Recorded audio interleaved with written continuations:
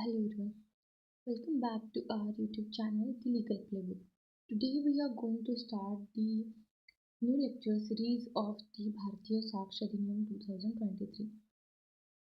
तर आपण ह्यामध्ये भारतीय साक्ष अधिनियम जो कायदा आहे 2023चा, आपण जो बेअर ॲक्ट आहे तो रीडिंग कसा करायचा आणि बेअर ॲक्टचा लाईन टू लाईन आपण रीडिंग करणार आहोत इथं. एक पॉईंट सोडायचं नाही आहे यामध्ये, जेणेकरून आपल्याला ज्युडिशरीसाठी आपला जो सिलेबस आहे तो पूर्णपणे कव्हर होईल. तर चला स्टार्ट करूया. संपूर्ण बेअर ॲक्ट बघायचा आहे, पार्ट वाईज बघूयात आपण. त्याच्यानंतर प्रत्येक जो सेक्शन आहे त्याचं ह्यामध्ये आपण एक्सप्लेनेशन बघणार आहोत. तर त्या एक्झाम फोकस जो मेन पॉईंट्स आहेत त्यामध्ये मी अंडरलाईन सांगणार आहे. तो पॉईंट्स तुम्ही अंडरलाईन करून घ्या. बिकॉज पॉईंट कसा असतो की आपण ज्या वेळेला नोट्स काढायला बसतो, नोट्स काढण्यासाठी खूप टाईम जातो. त्यामुळे जर टाईम असेल 2-3 वर्षाचा, तुम्ही काय करू शकता, प्रत्येक सेक्शन घेऊन तुम्ही नोट्स काढू शकता. अदरवाईज तुम्ही bare act reading is the best way for the exam and revision. Okay.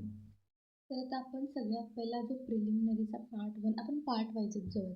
म्हणजे जर पार्ट खूप मोठा असेल, चॅप्टर खूप मोठा असेल, तर आपण त्यामुळे 2 पार्ट्समध्ये आपण बघूया.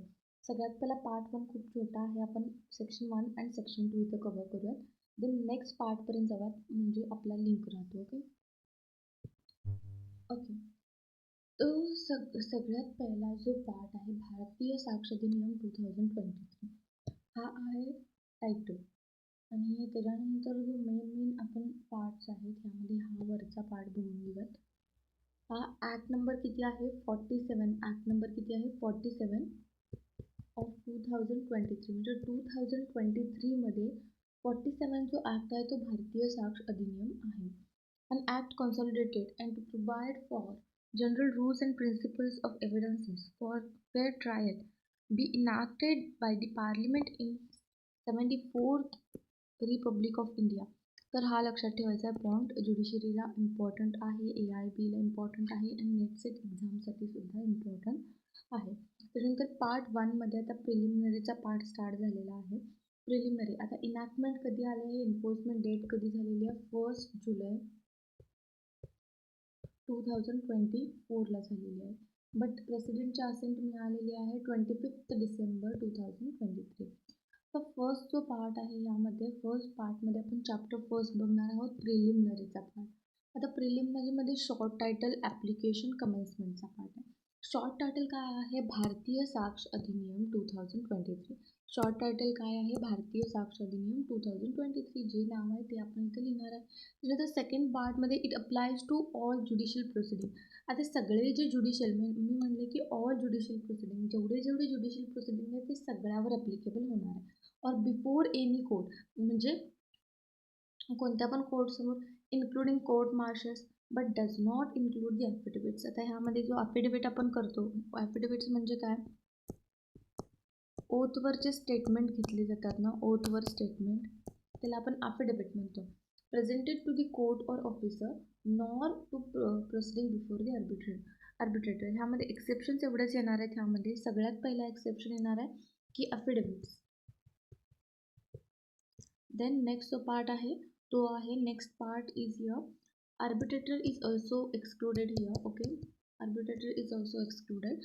It shall be came into force on such date as central government may by notification in official gazette. ज्या दिवशी सेंट्रल गव्हर्नमेंटनं नोटिफिकेशनमध्ये ऑफिशियल गॅझेटमध्ये ह्यामध्ये इश्यू केला त्यावेळेसपासून हा काय झाला, इनॅक्ट झाला आहे. तसा इनॅक्टमेंट डेट काय आहे, इनॅक्टमेंट डेट जो आहे त्यामध्ये 1 जुलै 2024. Before that courts were using the old evidence law, 1872चा ओल्ड एव्हिडन्स लॉ आहे तो यूज करत होते. आफ्टर 1 जुलै 2024 कोर्ट्स यूज दी भारतीय साक्ष अधिनियम 2023.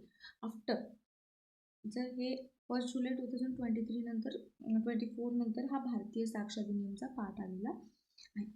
नाव the main question is here, why was new law is needed. Okay, तो यामध्ये हा क्वेश्चन जो आहे हा महत्त्वाचा आहे क्वेश्चन.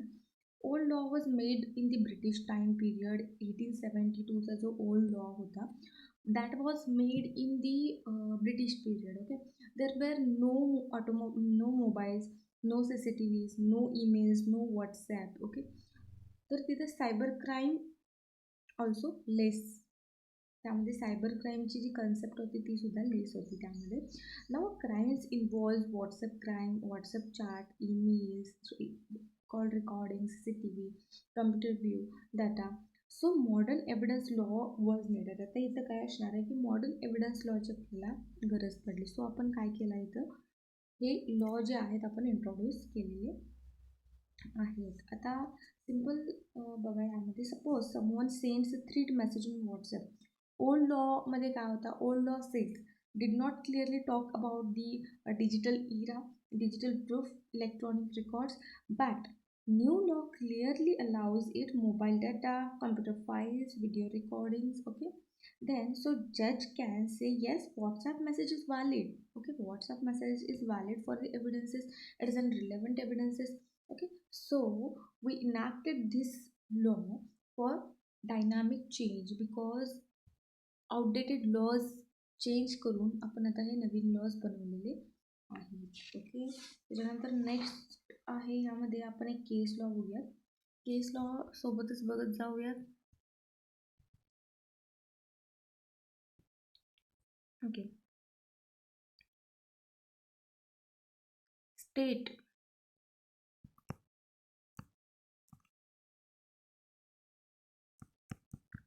एनसीटी ऑफ दिल्ली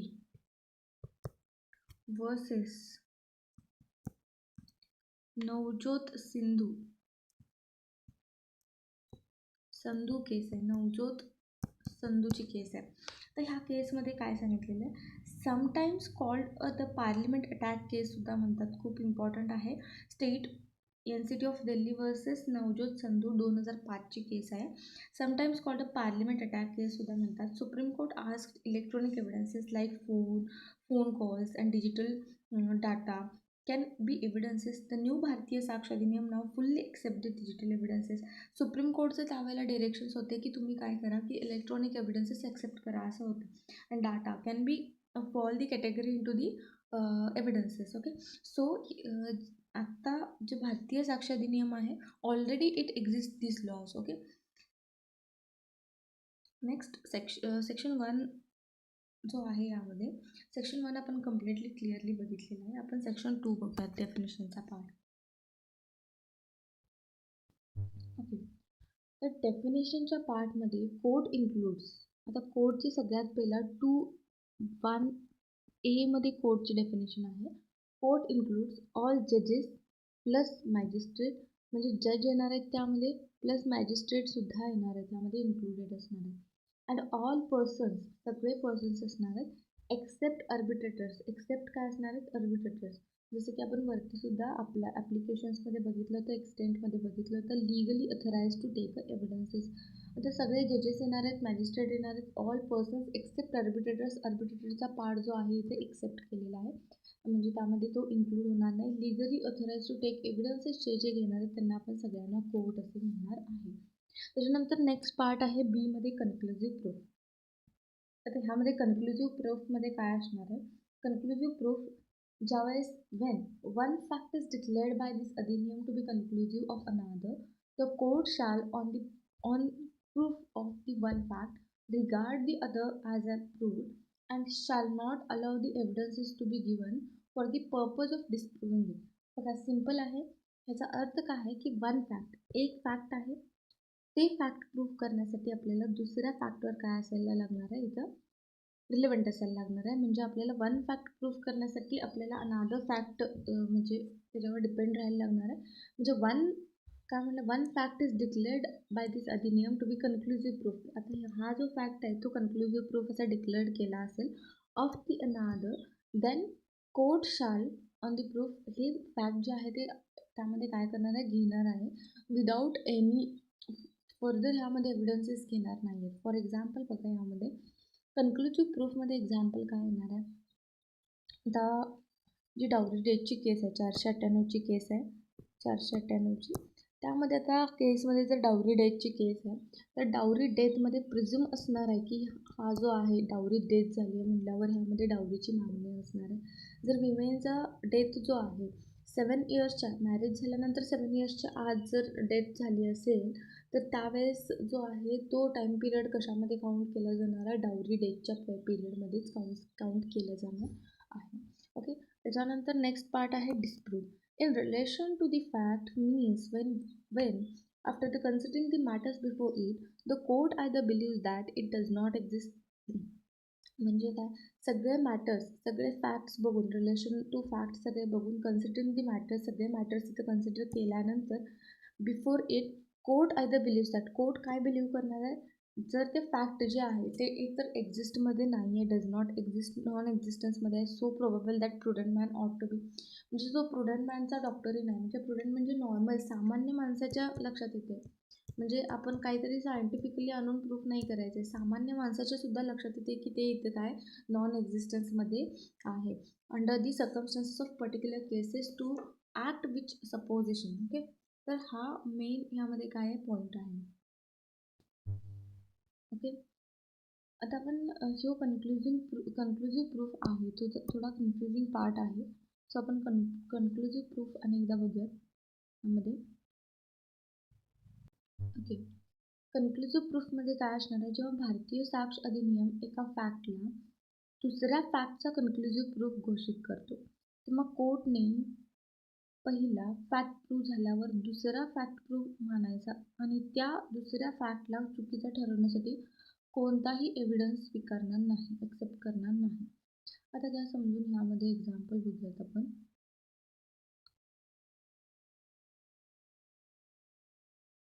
बघा काय आहे की प्रिन्सिपलने डिग्री सर्टिफिकेटवर सिग्नेचर केली म्हणजे तो स्टुडंट पास झाल्याचा कन्क्लुझिव्ह प्रूफ आहे.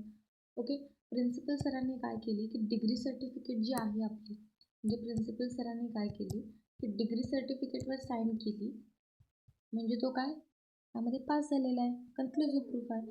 तर राहुल डिग्री सर्टिफिकेट दाखवतो, दुसरा टीचर म्हणतो नाही तो फेल झाला होता. कॉलेज म्हणले no, principal sign the certificate so Rahul is an pass. Okay, so आपण त्यावर कन्क्लुझिव्ह प्रूफ आहे, आपण त्याच्यावर काय नाही करू शकत, ह्यावर कन्क्लुझिव्ह प्रूफ आहे, further evidence not accepted. Okay, तो कन्क्लुझिव्ह प्रूफ. त्याच्यानंतर आता आपण बघणार आहे डॉक्युमेंटची डेफिनेशन. त्या डॉक्युमेंटमध्ये काय येणार आहे, document means any matter express, describe, otherwise recorded upon any substance by the means of letter, figure, marks or any other means or more than one of those means intended to be used or which is to be used for the purpose of recording that matter and includes the electronic and digital records. Okay, तर document म्हणजे काय, document म्हणजे कोणत्याही matters, information, फॅक्टला record करण्यासाठी जे medium use केलेलं असते, writing, printing, typing, drawing, electronic record, map, photograph, video इत्यादी, हे सगळे येणार आहेत. त्यामध्ये काय काय इन्क्लूड होणार आहे, सगळे येणार आहेत. तर document means any matter expressed, described असणार आहे, एक्सप्रेस केलेलं असणार आहे, डिस्क्राईब केलेलं असणार आहे, रेकॉर्ड केलेलं असणार आहे. आता substance by means of letters असणार आहेत, फिगर्स और मार्क्स और any other means by more than one of those means intended to be use, ते पुढे जाऊन यूज करण्यासाठी एव्हिडन्स म्हणून, which may be use for the purpose of recording that matter and includes electronic and digital records is called as a document. आपण त्याला document म्हणणार आहे. For example आता sale deed, agreement, will, affidavit, PDF file हे सगळे त्यामध्ये येणार आहे. तर डॉक्युमेंट म्हणजे anything that records the information, we will call it a document. Okay, म्हणजे इन्फॉर्मेशन पेपरवर असो, मोबाईलवर असो, इम्पॉर्टंट जो कम्प्युटरवर असो, इलेक्ट्रॉनिक फॉर्ममध्ये असो, दोन्ही डॉक्युमेंट ह्यामध्ये कन्सिडर केलं जाणार आहे. ओके, आता ह्यामध्ये बघा example illustrations. A writing is a document. Word printed, lithograph, photograph are the documents. Map document. Inscription document, metal प्लेटवर जे लिहिलेलं असेल ते सुद्धा काय असणार आहे, document. Caricature is document. Electronic record on the email. Next 1E मध्ये एव्हिडन्सची डेफिनेशन दिलेली आहे. एव्हिडन्स म्हणजे all statements including the statement given electronically. आता सगळे स्टेटमेंट येणार आहेत आपल्याला आपण असं पार्ट करून जर डायरेक्ट वाचायला लागलं तर खूप इझी वेने जाते. त्यामध्ये all statements including the statement given electronic, म्हणजे सगळे स्टेटमेंट येणार आहेत, प्लस सगळे स्टेटमेंट्स, ऑल स्टेटमेंट्स प्लस ह्यामध्ये काय असणार आहेत, इलेक्ट्रॉनिक एव्हिडन्स सुद्धा असणार आहे, which the court permits or requires to be made before it, म्हणजे विच काय असणार आहे, द कोर्ट परमिट म्हणजे कोर्ट परमिशन देणार आहे, और requires to be made before it by witness in relation to matters of fact under inquiry and such statement are called as an oral evidence. Oral evidence म्हणजे काय असणार आहे, statement असणार आहे, प्लस इलेक्ट्रॉनिक असणार आहे, ते इलेक्ट्रॉनिक असू दे किंवा ऑल स्टेटमेंट्स असू दे. कोर्ट ज्यावेळेस परमिशन देते, requires to be made before it, त्याला आपण काय म्हणणार आहे, पहिला ओरल एव्हिडन्स. ओरल एव्हिडन्सची डेफिनेशन दिलेली आहे त्यामध्ये. आता त्यामध्ये अनेक सेकंड पार्ट जो आहे यामध्ये, all documents including electronic digital records produced for the inspectionसाठी of the court and such document is called as an documentary evidence. आपण oral evidence मध्ये काय म्हणलं, जे witnesses in relation to matters, witnesses electronic असू देत किंवा इलेक्ट्रॉनिक स्टेटमेंट किंवा all statements असू देत, जे विटनेस देणार आहेत in relation to the matter of फॅक्टशी related under the inquiry and such statement is called as an oral evidences. इन्क्वायरीमध्ये जे त्यांनी स्टेटमेंट देणार आहेत विटनेसेस, त्याला आपण काय म्हणणार आहे, तो ओरल एव्हिडन्स म्हणणार आहे. आता प्रश्न येतो आहे, all the documents including the electronics or the digital records produced for the इन्स्पेक्शनसाठी जे डॉक्युमेंट्स आणि इलेक्ट्रॉनिक रेकॉर्ड्स डिजिटल रेकॉर्ड्सचे इन्क्लूड होणार आहेत, त्याला आपण काय म्हणणार आहे, all such documents are called as an documentary evidences आपण त्याला म्हणणार आहे. Facts means fact includes anything state of thing. आता फॅक्टमध्ये काय काय इन्क्लूड आहे, एनिथिंग स्टेट ऑफ थिंग और रिलेशन ऑफ थिंग, म्हणजे state of anything, state of thing, relation of thing, capable of being perceived, हे सगळे फॅक्टच्या डेफिनेशनमध्ये येणार आहे. बघा, फॅक्टची डेफिनेशन खूप इम्पॉर्टंट आहे, जर लक्षात ठेवायचं म्हणलं तर 2(1)F मध्ये फॅक्टची डेफिनेशन असणार आहे. तर बघा ह्यामध्ये fact means anything state of things, relation of things capable of being perceived by the senses, any mental condition of which any person is in conscience. आता ह्यामध्ये काय आहे, anything state of thing, relation of thing capable of being perceived by the senses, any mental condition by which person is conscious. आता प्रत्येक point ह्यामध्ये बघा, anything म्हणजे कोणती पण गोष्ट, जे काही अस्तित्वात आहे किंवा घडलं आहे, ती कोणती पण गोष्ट असू दे, म्हणजे तिथं कार आहे, आज पाऊस पडत आहे, टेबलवर एक बुक आहे, हे सगळे फॅक्ट्स आहेत. ओके, स्टेट ऑफ थिंग्स म्हणजे काय असणार, state of things means what, एखाद्या गोष्टीची अवस्था, स्टेट काय असणार आहे, एखादी वस्तू किंवा एखादी वस्तू किंवा व्यक्ती कोणत्या कंडिशनमध्ये आहे, तिची स्टेट काय आहे. म्हणजे आता जे दरवाजा आहे ते बंद आहे, door is closed, the light is on, the child is sleeping, glass is broken. ते डोअर, लाईट, चाइल्ड, ग्लास यांची जी कंडिशन आहे, स्थिती जी आहे, स्टेट काय आहे त्या थिंगचा हे सांगितलेलं आहे. त्यामुळं स्टेट ऑफ थिंग्स म्हणजे त्या फॅक्टबरोबर स्टेट ऑफ थिंग. तर रिलेशन ऑफ थिंगमध्ये काय असणार आहे, दोन वस्तू किंवा व्यक्ती एकमेकांशी कशा रिलेटेड आहेत हे सांगितले जाते, त्याला आपण फॅक्ट म्हणतो. Okay, relation of things with the fact. A is B's father. A is B's father. Pune is near Mumbai. The pen is on the table. The bike belongs to the Rahul.